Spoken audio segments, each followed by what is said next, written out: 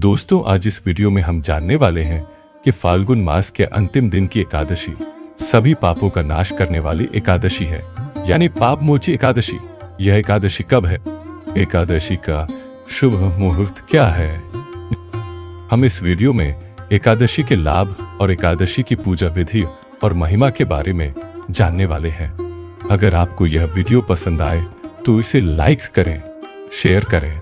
अगर आप इस चैनल को पहली बार देख रहे हैं तो सब्सक्राइब करें ताकि आने वाले नए वीडियो की जानकारी आप तक तुरंत पहुंच सके। धन्यवाद। वासुदेव सुतं देवम कंसचनूर मर्दनम देवकी परमानंदम श्री कृष्ण वंदे जगत गुरु। बोलो जय श्री कृष्ण, जय लक्ष्मीपति नारायण।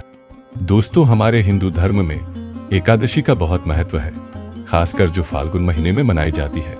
पक्ष की एकादशी पर्व के दिन आती है, जो सभी पापों का नाश करने वाला दिन है।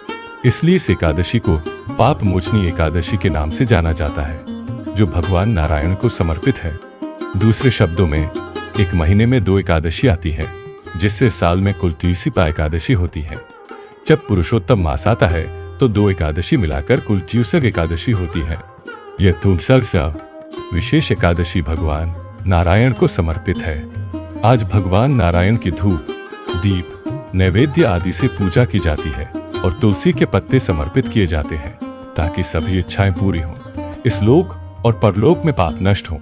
अगर हम यह 6 विशेष एकादशी नहीं कर सकते हैं तो साल की 2 एकादशी, एक देवशय एकादशी और एक देवउठी एकादशी का व्रत रखने से हमें सभी एकादशी का पुण्य मिलता है। इस एकादशी का व्रत छोटे बच्चों से लेकर बूढ़े तक हर कोई कर सकता है, जो भी इस एकादशी का महत्व समझता है। जो कोई भी इस एकादशी के महात्म्य को समझ सकता है, जिसकी भगवान में आस्था है, वह यह व्रत कर सकता है। और अगर व्रत संभव ना भी हो तो बिल्कुल चिंता न करें, पूरे मन से भगवान की पूजा करें, मंत्र जाप और अच्छे कर्म दान आदि करें तो भी व्रत उतना ही पुण्यदायी होगा। सबसे पहले आइए जानते हैं कि यह एकादशी कब है और इसका पालन कब करना है।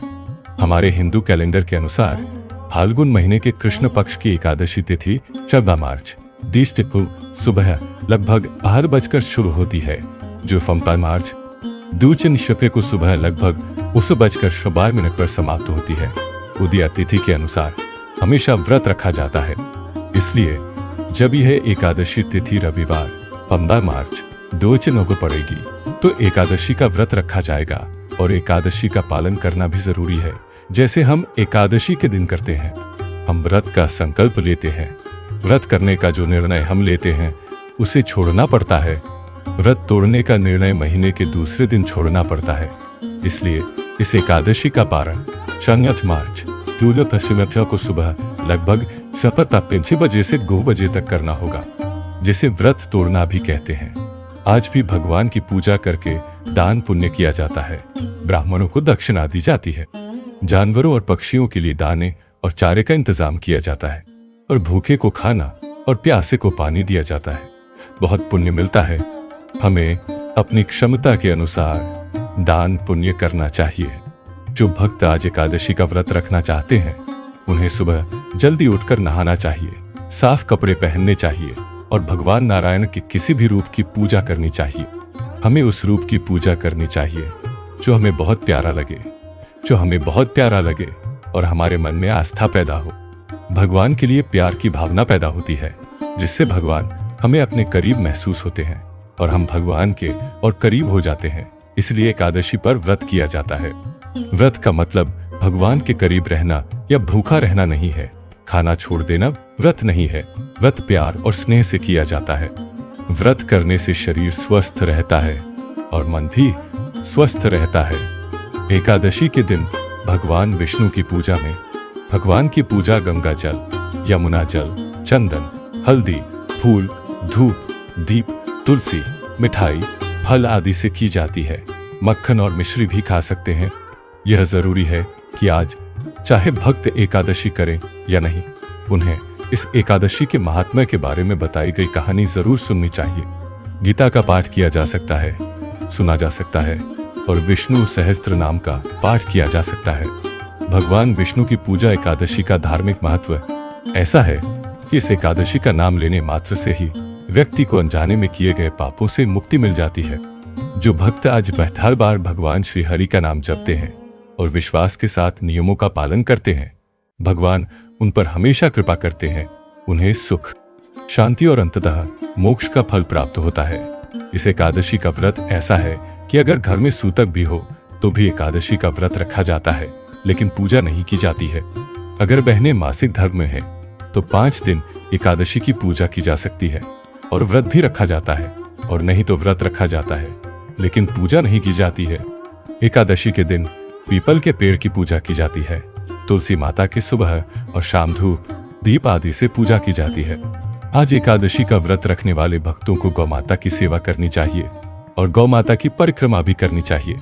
कहा जाता है कि ऐसा करने से पापों का नाश होता है। भगवान नारायण का कोई भी रूप हो, चाहे वह भगवान श्री कृष्ण, स्वामी नारायण, भगवान श्री नरसिंह, श्री राम जी हों, उसकी पूजा करें और उस रूप की पूजा करने के बाद उस रूप के मंत्र का जाप करें। उस रूप के मंत्र का जाप करने से अधिक शुभ फल मिलते हैं। आज के दिन पवित्र तीर्थों पर जाकर स्नान भी कर सकते हैं। गर्मी का मौसम शुरू हो गया है, इसलिए जब हम दान पुण्य करते हैं तो गर्मी के मौसम में यानी ऋतु में दान करना सर्वश्रेष्ठ माना जाता है। इस समय जरूरतमंदों को जूते, चप्पल, छाता दान करना शुभ माना जाता है। इसके साथ ही पानी या घड़ा बनाकर रखने से भी शुभ फल मिलते हैं। इस एकादशी व्रत के दिन पके हुए चावल का त्याग करें, लहसुन, प्याज का त्याग करें, व्यसनों का त्याग करें और भगवान के करीब रहने के लिए सात्विकता बनाए रखें। इस एकादशी व्रत के नियम 10वीं रात से ही लागू होते हैं, इसलिए 10वीं की रात को हल्का खाना खाएं और रात को भगवान को याद करते हुए सो जाएं। सुबह जल्दी उठें, अपने रोज के काम करें, नहाएं और फिर से भगवान की पूजा करें। अगर आप व्रत करना चाहते हैं तो आप व्रत का संकल्प लेते हैं, कहते हैं, हे भगवान, मैं आज आपकी इस एकादशी का व्रत करने का संकल्प लेता हूँ। आज मैं इस एकादशी का व्रत कर रहा हूँ और कल जब द्वादशी आएगी तो मैं यह व्रत खोलूंगा। हे भगवान, अगर इस व्रत में मुझसे कोई गलती या पाप हो जाए तो कृपया मुझे माफ करें और मुझे मेरे व्रत का शुभ फल मिले और आप मुझ पर खुश रहें। मैं यह व्रत इसी भावना से कर रहा हूँ कि मैं यह व्रत कर रहा हूँ। यह कहकर मैं अपने दाहिने हाथ में एक चम्मच पानी लेकर प्रणाम करता हूँ और उस पानी को लेकर तोड़ता हूँ। अगले दिन जब द्वादशी होगी तो जो मुहूर्त हमने देखा था वह सुबह ही किया जाता है, यानी मैं फिर से भगवान से प्रार्थना करता हूँ, कहता हूँ, हे भगवान, मैंने आज आपकी एकादशी का व्रत किया।